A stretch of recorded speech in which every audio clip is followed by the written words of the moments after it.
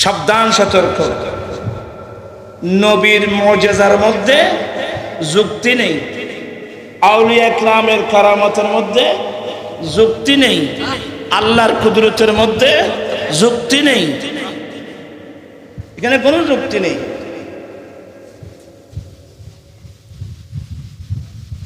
আমার নবী আসবে তো কবরে, কবরে আমার নবী আসবে। আসলে আমাদের দেশে অনেক হুজুর আছে, ছাত্রদেরকেও ক্লাসে পড়ায়, ওয়ামা কুনতা তাকুলু ফি হাক্কি হাযার রাজুলিল্লাযী বুইসা ফীকুম। এই মহাপুরুষ, এই ব্যক্তি, এই মহাপুরুষ যাকে তোমাদের কাছে পাঠানো হয়েছিল, ওনাকে চিনো? ওনার সম্পর্কে তোমার কি মন্তব্য? এই মহাপুরুষ। তাহলে বোঝা গেল, স্পষ্ট বোঝা গেল ওখানে কোন একজন মহাপুরুষ আসবেন, থাকবেন না, তাহলে তো এই হাদিস তো শুদ্ধ হবে না। এই ব্রেইনে আসতেছে না তো, বলে এই মহাপুরুষ মাইনে এখানে মহাপুরুষ আসবে থেকে এখানে একটা ছবি দেখানো হবে। কি বলছে যে এগুলো কোরআন হাদিসের মানে অপব্যাখ্যা। এটা কোরআন হাদিসের একেবারে অপব্যাখ্যা। আমার নবী আসবে তো, কি বলেন আপনারা?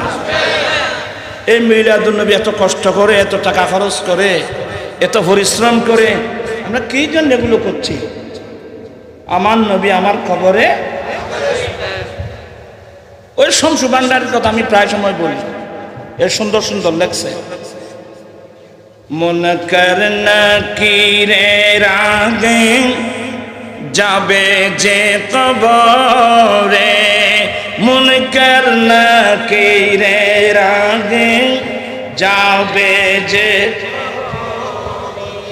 অমন এ দরদি মদিনা শহরে।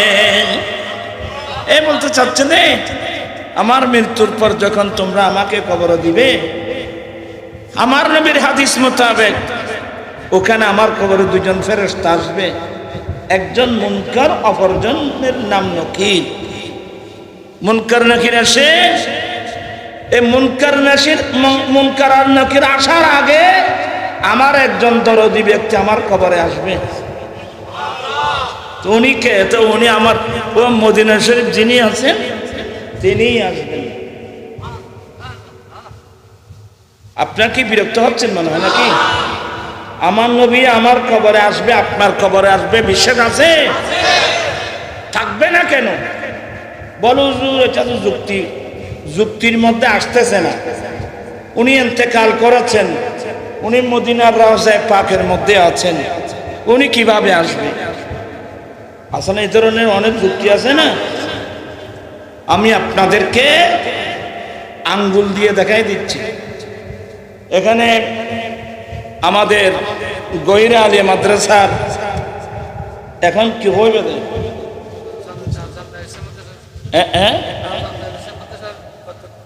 আবার দারুল ইসলামত কি কিনে হিরো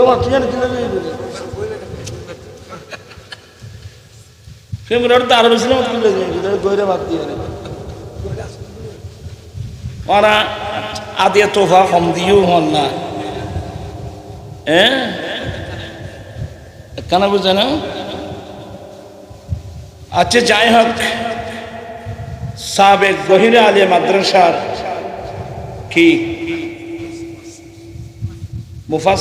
মুফাসসিরের পরে ভারপ্রাপ্ত,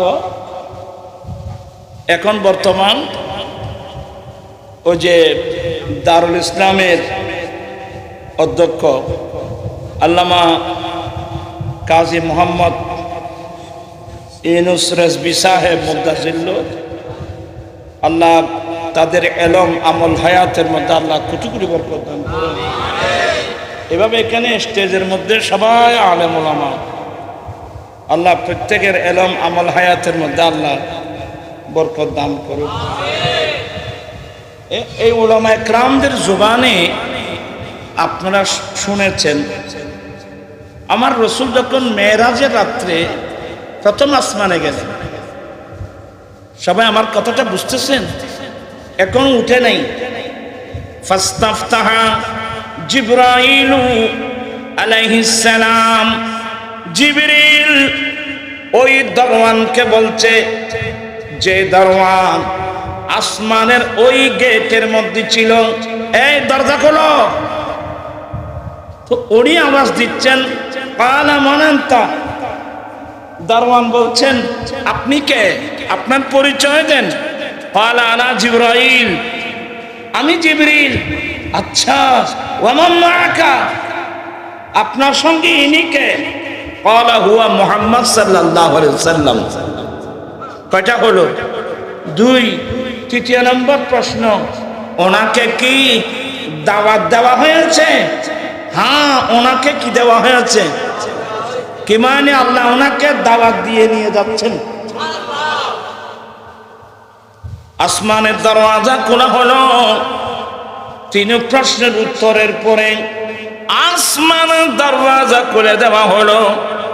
আমি নবী জিবরিল বুরাক সহ প্রথম আসমানে যখন আমি কদম রাখলাম, ওই গেটের পাশে একজন নূরানী সুরতির মানুষ বসে আছেন। এই হাদিসগুলো বুখারীতেও আছে, মুসলিমেও আছে, মেশকাতেও আছে। তো জিবরিল বলতেছে, হুজুর ইনাকে চিনেন?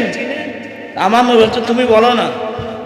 বলে, হাযা আবুকা আদম, ইনি আপনার বাবা আদম আলাইহিস সালাম। ফাসাল্লিমহু, আপনি সালাম করুন না। আমার নবী সালাম করলেন। আদম আলাইহিস সালাম সালামের উত্তর দিয়ে দোয়া দিলেন, মারহাবা ইয়া ইবনা সালেহ, ইয়া নবী সালেহ, এ আমার নেককার সন্তান, নেককার নবী। ওয়ালে মারহাবা, ওয়েলকাম, খুশ আমদে। কে? আদম সফিউল্লাহ আলাইহিস সালাম। দ্বিতীয় আসমানে ঈসা আলাইহিস সালাম, তৃতীয় আসমানে ইউসুফ আলাইহিস সালাম, চতুর্থ আসমানে ইদ্রিস আলাইহিস সালাম, এভাবে যেতে যেতে ষষ্ঠ আসমানে মূসা আলাইহিস সালাম, সপ্তম আসমানে ইব্রাহিম আলাইহিস সালাম। এই যেই নবীরা আসমানি জগতের মধ্যে গেটের মধ্যে বসে আছেন, এরা সবাই ইন্তেকাল করেছেন হাজার হাজার বছর আগে। এই মানুষকে বেনা মাথা দিয়ে এরা ইন্তেকাল করেছেন হাজার হাজার বছর। এই প্রথম যে আদম আলাইহিস সালাম, তা আদম আলাইহিস সালামের মাজার কোথায়? উনি ইন্তেকাল করেন নাই? নাকিরের আগে যাবে যে কবরে, অমন এ দরদি মদিনা শহরে। আমার ভাইরা, আমি কি বুঝাতে চাচ্ছিলাম, আমাদের লাইফটা যদি আমার দয়াল নবীর সুন্নত দিয়ে যদি আমরা সাজিয়ে নিতে পারি, তাহলে কবরে, হাসরে, কিয়ামতের কঠিন দিনে আপনার পাশে আমার পাশে কেউ নেই। এখানে তো অনেক আছে, এখানে আছে না? বিশেষ করে পকেটে টাকা থাকলে আল্লাহর রহমতে বন্ধুর কোনো, পকেটে টাকা আছে, বন্ধুর অভাব নাই। তা আমি একটু বিশ্রী কথা বলবো, বেয়াদবি মাফ করবেন। এখানে বাচ্চার বয়স্ক মানুষ আছেন, বেয়াদবি ধরবেন না। পকেটে টাকা আছে, বন্ধুর অভাব নাই। শরীরে যৌবনতা আছে, বান্ধবীর অভাব নাই। তো ব্যাগিনে তারাইবে, তার ভাবে দি বন্ধু বড় গেল। बचपन का मेरे दौर बड़ा लाजवाब था, जब आ गई जवानी तो ना खराब था। আমার ভাইয়েরা, বিনয়ের সাথে বলবো, মুস্তাফার আমাদের কত বড় তকদীর, আমাদের কত বড় তকদীর। যদি বা রিক্সাওয়ালা, যদি ঠেলাগাড়িওয়ালা, যদি দিন মজুর, যাই কিছু হয় না কেন, আমার কত বড় তকদীর। এই গুনাহগারকে আল্লাহ দয়া করে, স্পেশাল দয়া করে আল্লাহ আমাদেরকে ইমামুল আম্বিয়ার উম্মত বানিয়েছেন। চিৎকার দিয়ে বলুন না সুবহানাল্লাহ, আল্লাহু আকবার।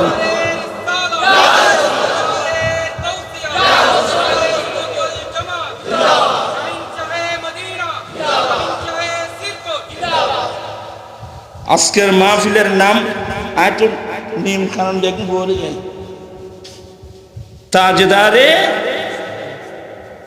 তাজদারে রিসালাত সাল্লাল্লাহু আলাইহি সাল্লাম মাহফিল। তাজে রিসালাত তাজদার মানে যিনি নবীদের নবী, যিনি রসুলদের রসুল, যিনি নবীদের নবী, সেই নবীর শান মানের উপর, আজমতের উপর আজকের এই মাহফিল। চিৎকার দিয়ে বলুন না সুবহানাল্লাহ। এই মাহফিলের জন্য যারা জায়গা, সুন্দর জায়গায় কোনো দিয়ে দেয় মানুষ না করেছে। আজ আপনি কি বুঝলেন তোমার কথা কন্যা দেন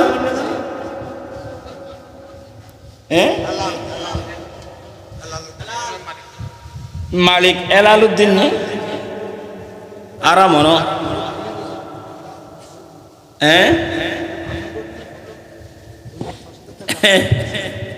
এনের মালিক এলাল বলি করতে বুঝে না, ওই আব্দুল আলিমের গান করাও ফরের জাগা ফরের জমিন গর্বা দিয়া আমি রই, আমি তোর সেই ঘরের মালিক। তোরা কোরআন আদি সরজ যখন ই নইল ভরব ফরের জাগা ফরের জমিন গর্বা দিয়া আমি রই, আমি তোর সেই ঘরের মালিক না।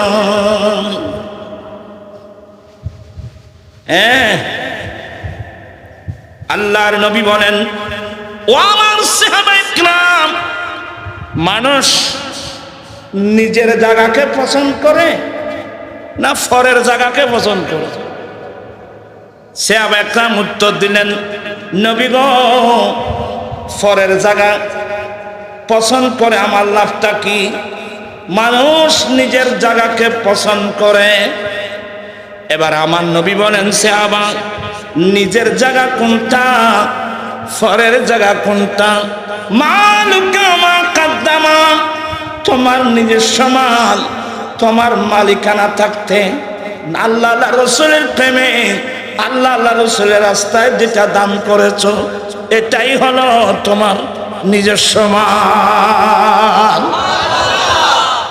মৃত্যুর সময় যেই জায়গা জমিন ফেলে আসছো একটাও তোমার মাল নয় বাবা, এগুলোর নাম পরিবর্তন হয়ে যাবে, খতিয়ান পরিবর্তন হয়ে যাবে, এটা তোমার মাল নয়। অতএব যারা আল্লাহর মসজিদ নির্মাণ করে, যারা মাদ্রাসা নির্মাণ করে, যারা আমার নবী, আমি জায়গার মধ্যে শুধু আমার দয়াল নবীর কোরআন সুন্নাত মাহফিলের জন্য আমি বরাদ্দ দিলাম, সুবহানাল্লাহ। তবে এমন প্রেমিকের সংখ্যা খুব কম। আয় বাদি তোমার খিলে দিলে আয় কেন, এমন প্রেমিকের সংখ্যা কম রে বাবা। আমি প্রায় জায়গায় বলছি, আমার নবী যতগুলো শাদী করেছেন, আমাদের আম্মি জান উম্মাহাতুল মুমিনিন যতগুলো আমাদের আম্মি জানকে আমার দয়াল নবী শাদী করেছেন, প্রত্যেকের মোহরানা 500 দিরহাম। সবার মোহরানা। ওখানে এমন আমাদের আম্মা আছে যারা স্বেচ্ছায় নবীকে স্বামী নিয়েছেন।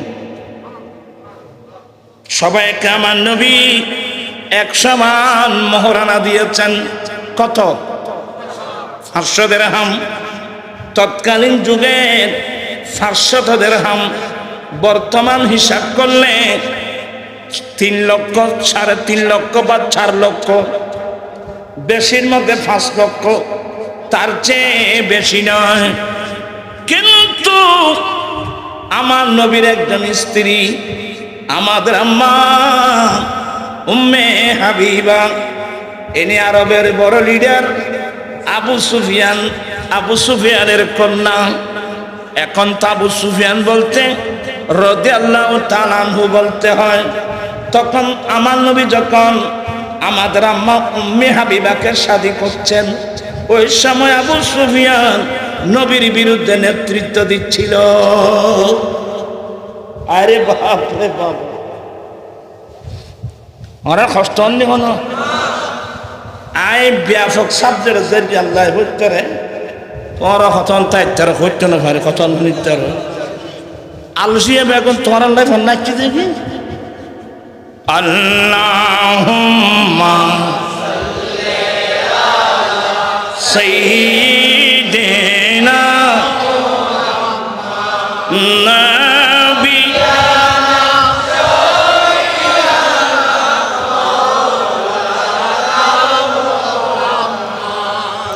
দুজনে বি নামাজের মতো বল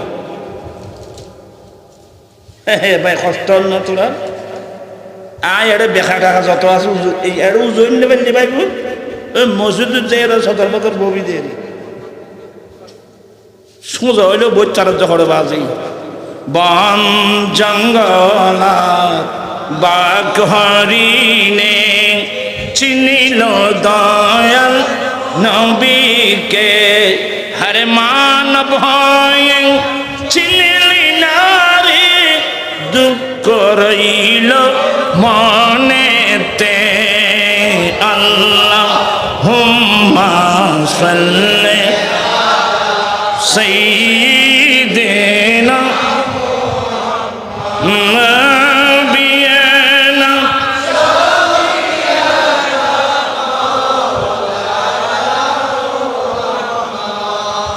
আপনাদের মনোযোগ ঠিক আছে হাবশের বাদশা নাজ্জাশী হাবশের বাদশা নাজ্জাশী আমার নবীর বড় প্রেমিক আল্লাহর নবী সর্বপ্রথম হযরত সাইয়েদনা উসমান রাদিয়াল্লাহু তাআলার নেতৃত্বে যখন মক্কার কাফেররা মুসলমানের উপর নির্যাতনের স্টিম রোলার চালাচ্ছিল আমার নবী নির্দেশ দিয়ে উসমান তুমি এই জিদ্দা বন্দর দিয়ে একদল এই মুসলমানদেরকে নিয়ে তুমি হাবশ শহরে চলে যাও হাবশের বাদশা নাজ্জাশীকে বলবা তোমাদেরকে আশ্রয় দিতে আমাদের নবী জানেন তখন তো ইন্টারনেট ছিল না আমার নবী যা এগুলো গায়বিয়ান আমার নবী জানে দে হাবশের বাদশা নাজ্জাশী অসহায় মুসলমানদেরকে আশ্রয় দেবে আর নবী জানে না রে না জানলি নবী নেব এটা আর ভাই তারা ওদিন হিসেব নিকেশ করে এবার আর সিরিঙ্গে ভাষা হয়ে দে আদা বিহারি জাহাজের খবর নেই হয়তো শিক্ষা মানে ঠিক অভ্যাসই ফেলা দিও তোমারা ফল কষ্ট আয় দেখি তোমার নেই আবার তুই হরদার দিদি এলে লইলে তাই আর ওয়াজ করতে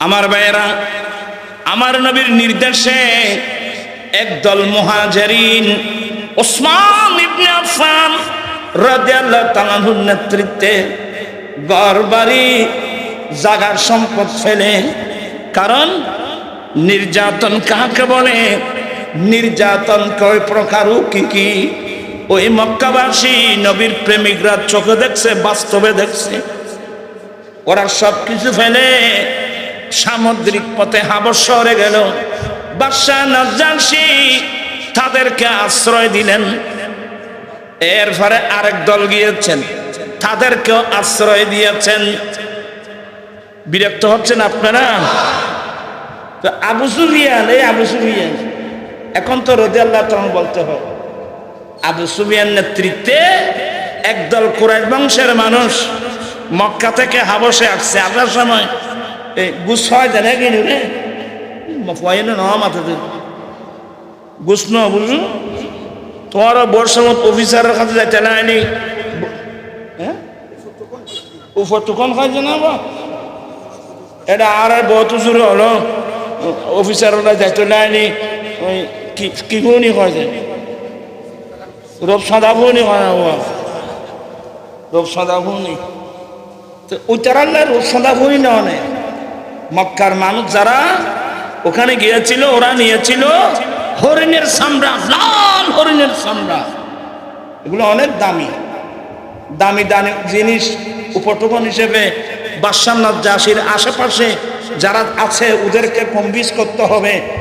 হ্যাঁ, শেষ পর্যন্ত পৌঁছে গেল বাদশাহ নাজ্জাশীর সামনে, জাহাপনা বাদশাহ সাহেব, আমাদের দেশের কিছু দুষ্কৃতকারী আপনার দেশে এসে আশ্রয় নিয়েছে, আমি মক্কা থেকে এসছি, আপনি মেহরবানি করে আমাদের দেশের সন্ত্রাসী কি হয় দেখুন, এখনো মুসলমানদের সন্ত্রাসী কদুন নাই নিয়ে ওইটারা খালতো ভাইয়েরি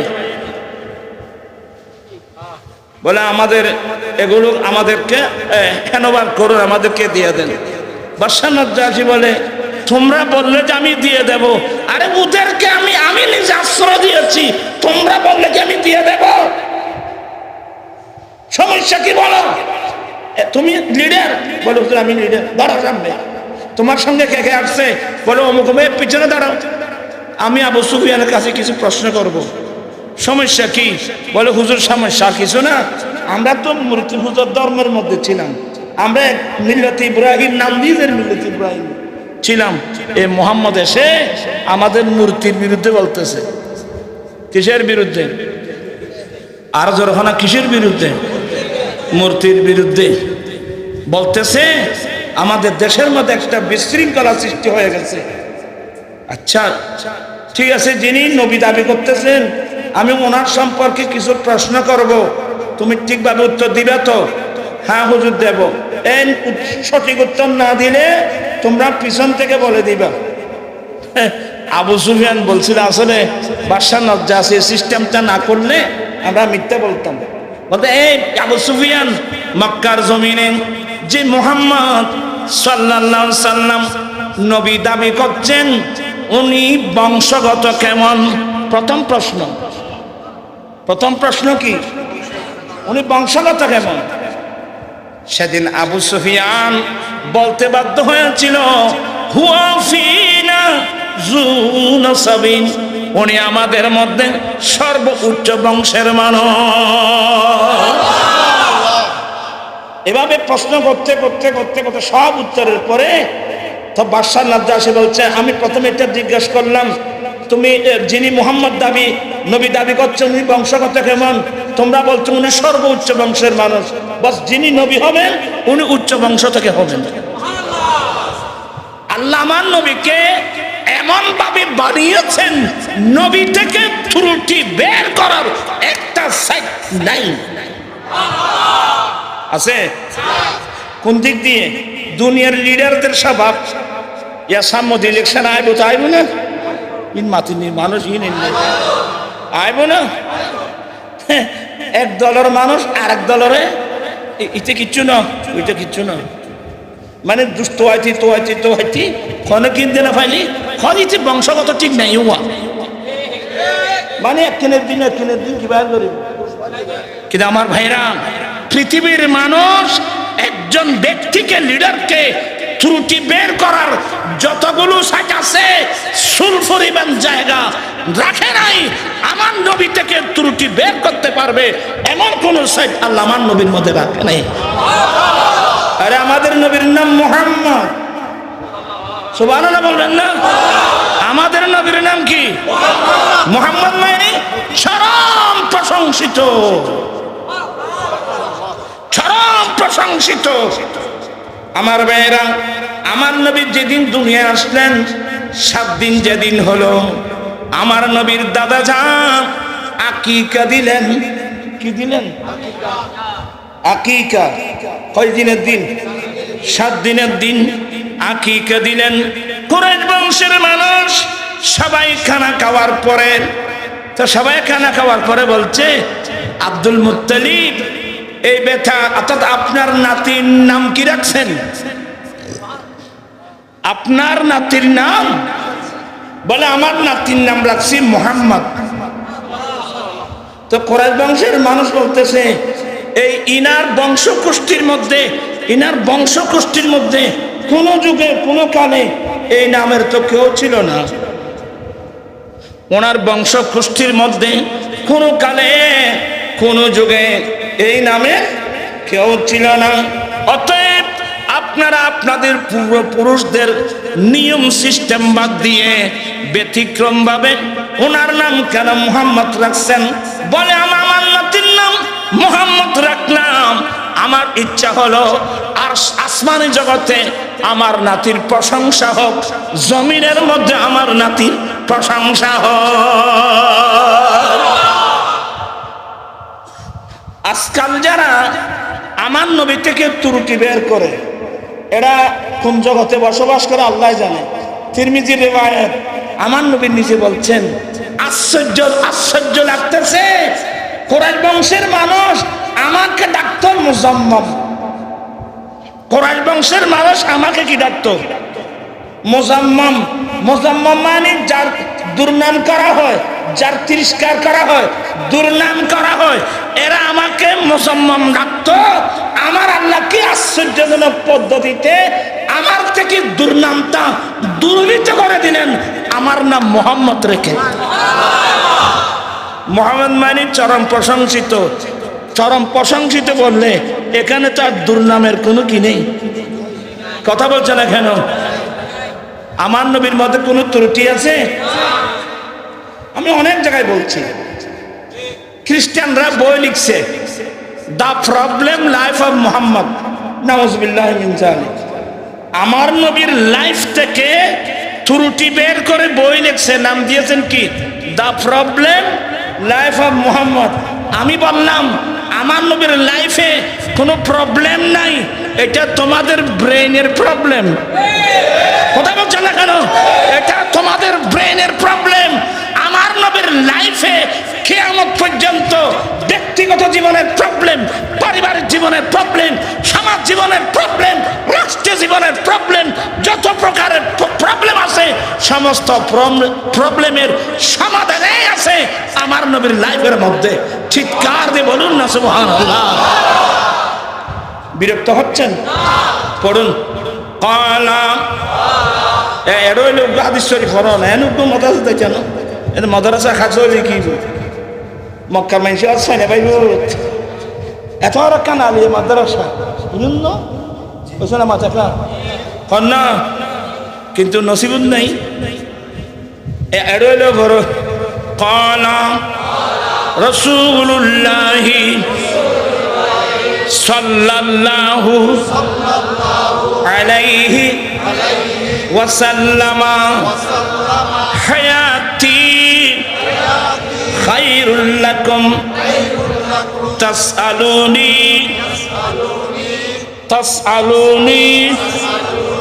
উহাদ্দিসু লাকুম ওয়া মামাতি খায়রুল লাকুম তুরাদু আলাইয়া আমালুকুম ফামা রাআইতু খায়রান ফাহামিদুল্লাহ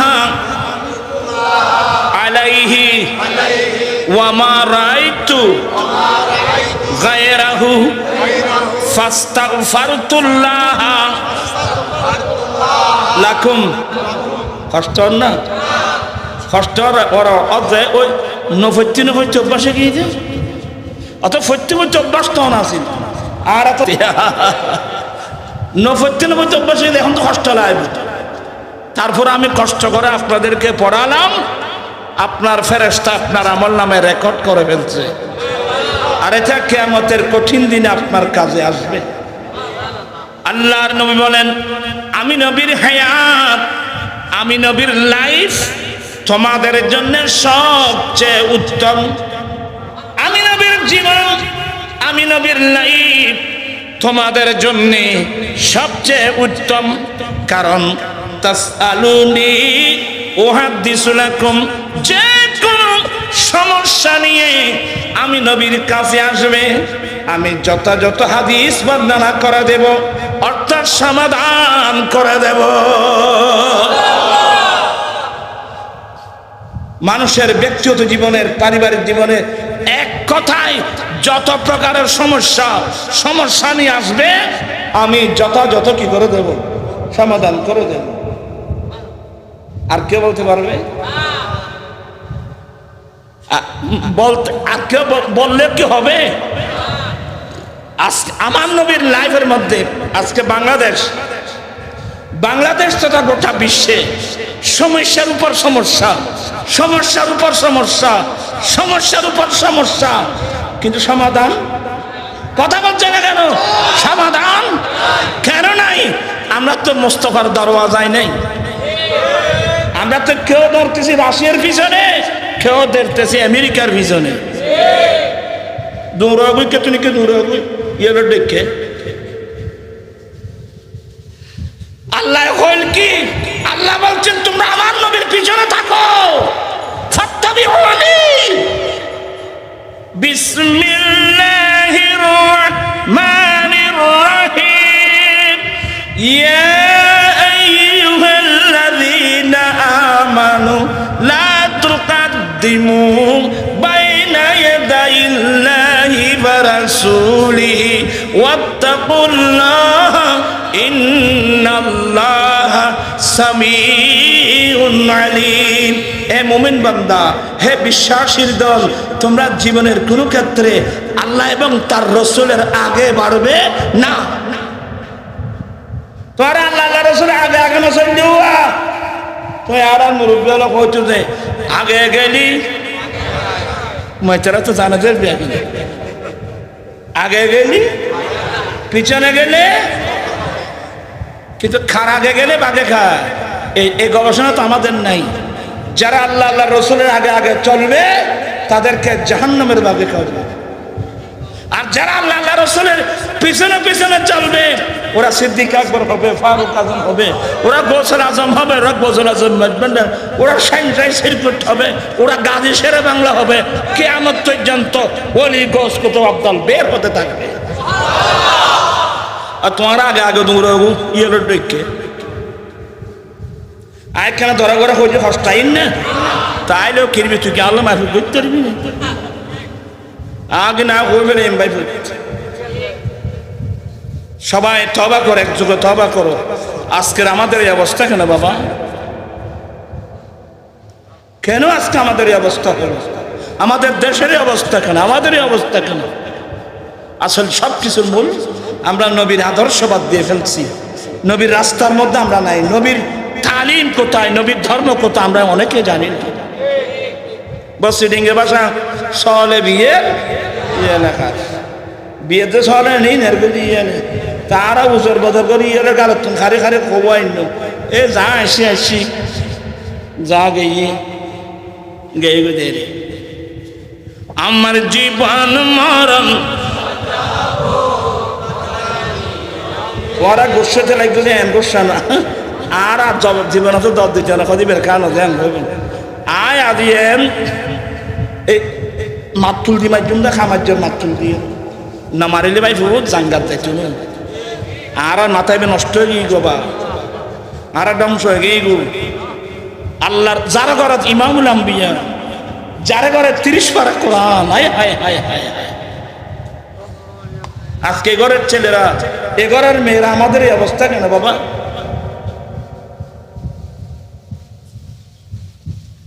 আমি খুব বিনয়ের সাথে বলবো বাবিয়া করিও কাজ করিয়া বাবিও না। আমি মোল্লা মানুষ, আপনার আমার চেয়ে অনেক জ্ঞানীগুণী মানুষ। আপনার কোথায় চলতেছেন? কার পিছনে চলতেছেন? কার কথায় চলতেছেন? যাবেন কোথায়? আমাকে কে বানালো? আমি আমার 65 বছর বয়স, এর আগে আমি কোথায় ছিলাম? আমি কিভাবে আসলাম? আমি কি জন্য আসলাম? কে আমাকে সৃষ্টি করলো? কি জন্য করলো?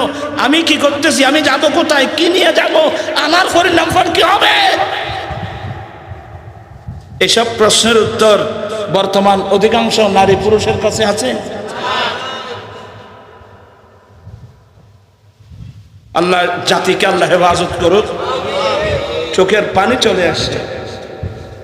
আমরা বড় বেওফা নিমক খারাম। কোনোদিন আমাদেরকে কেঁদে কেঁদে আল্লাহর কাছে ফরিয়াদ করতে হয় নাই, আল্লাহ তুমি আমাকে নবীর উম্মত বানাও না, আল্লাহ তুমি আমাকে নবীর উম্মত বানাও না। স্পেশাল দয়া, আল্লাহ আমাকে নবীর উম্মত বানালেন, আমার আব্বাকে বানালেন, আমার 14 গোষ্ঠীকে নবীর উম্মত বানালেন। কিন্তু আমরা কোন নবীর উম্মত? যেই নবীর উম্মত হওয়ার জন্যে বড় বড় রসুলের মধ্যে একজন রসুল হযরত সাইয়েদনা ঈসা আলাইহিস সালাম। আল্লাহর নবী ঈসা আলাইহিস সালাম যাকে আল্লাহ আসমানি কিতাব দিয়েছেন, ইনজিল কিতাব, যাকে আল্লাহ অনেক মর্যাদা দিয়েছেন, উনি এত বড় রাসূল হওয়া সত্ত্বেও উনি আল্লাহর কাছে ফরিয়াদ করেছিলেন, মালিক মাওলা তুমি আমাকে রাসূল বানিয়েছো, আসমানি কিতাব দিয়েছো, এগুলো তোমার স্পেশাল দয়া, আমি ঈসা তোমার কাছে ভিক্ষা চাচ্ছি, আল্লাহ তুমি আমাকে আখিরি জামানার নবীর উম্মত হিসাবে কবুল করো। আপনারা শিক্ষিত লোক, নিজের বিবেকের কাছে প্রশ্ন করুন, এত বড় রাসূল হওয়ার পরেও এই নবীর উম্মত হওয়ার জন্য কেন দরখাস্ত করলেন? রব্বুল আলামিন ঈসা আলাইহিস সালামের দোয়া কবুল করলেন। দুনিয়াবি 40 বছর বয়স নবুয়তের দায়িত্ব পালন করার পরে আল্লাহ চতুর্থ আসমানে ঈসা আলাইহিস সালাম কোথায় নিয়েছেন? এখন ঈসা আলাইহিস সালাম কোথায়? চতুর্থ আসমানে আছে। দৃষ্টি নিচের দিকে আল্লাহ তখন হুকুম দিচ্ছেন, ঈসা যাও আমার মাহবুব নবীর উম্মত হওয়ার জন্য যাও। ইমামে বুখারী, ইমামে মুসলিম বাব বানছেন বাবু নুজুলে ঈসা। আপনারা পড়ুন, ক্বালা, তারা জোরে বললা ওয়া এই আরো কত তুলি বুধবারে বারাই করলে বইও না, এই লোর ভাই বস্তু জানা বহুত জানা পাতি।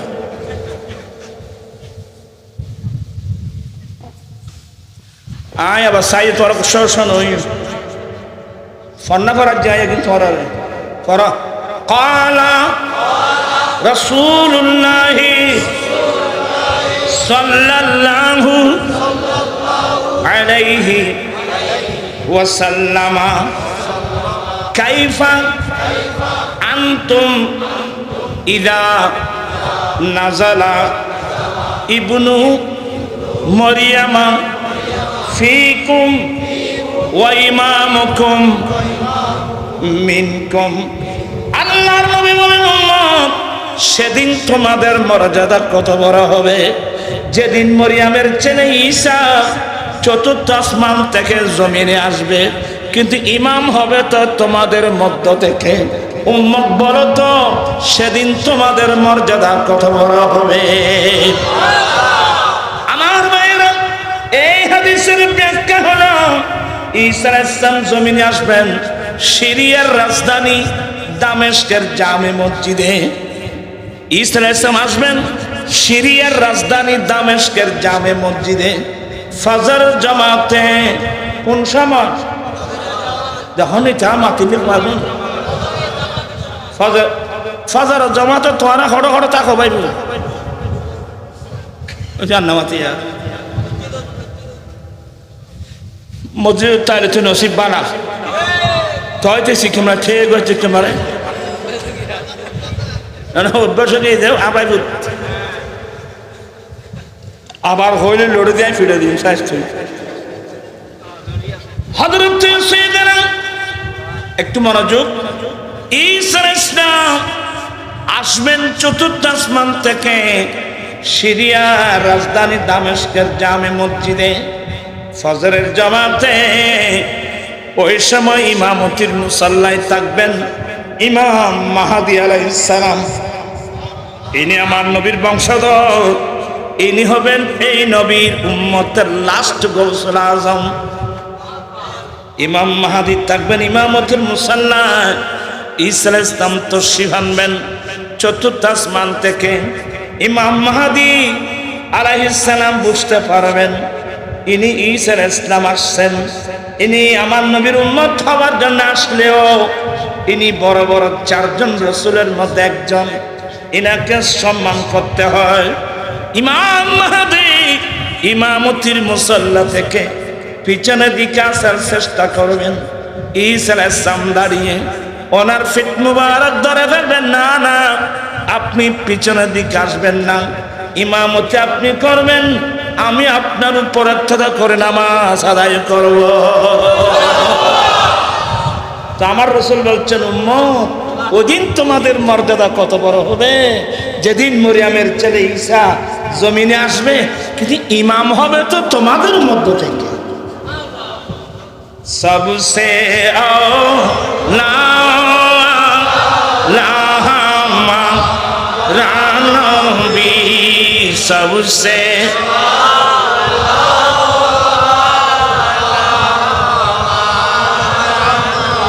मुल्क को नैनों में अंबिया ताजदार का हमारा नबी सबसे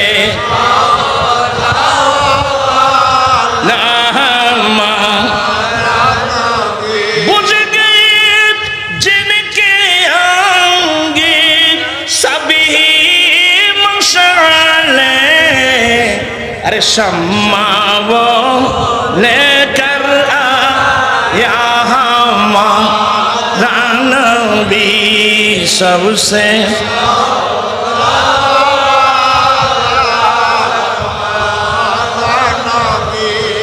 খুশি?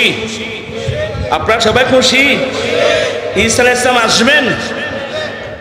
একটা কথা বলি, ঈসা আলাইহিস সালাম যে চতুর্থ আসমান থেকে আমার নবীর উম্মত হওয়ার জন্য আসবেন, ঈসা আলাইহিস সালামের হাতে কোন কিতাবটা থাকবেন বলবেন? ঈসা আলাইহিস সালামের হাতে থাকবে কোরআন মাজিদ। এর আগে উনি যখন রাসূল হিসেবে এসেছিলেন, আল্লাহ ওনাকে একটা কিতাব দিয়েছিলেন, ইনজিল কিতাব। উনি কি দ্বিতীয়বার ইনজিল কিতাব হাতে নিতে পারবেন? কোন সুযোগ? কোরআন শরীফ ছাড়া আরেক দুনিয়ার মানুষের বানানো বই পুস্তক না, আল্লাহর কোরআন বাদ দিয়ে ওনার উপর আগে যে আসমানে কিতাব নাযিল হয়েছিল, এটাও তো হাতে নিতে পারবেন না।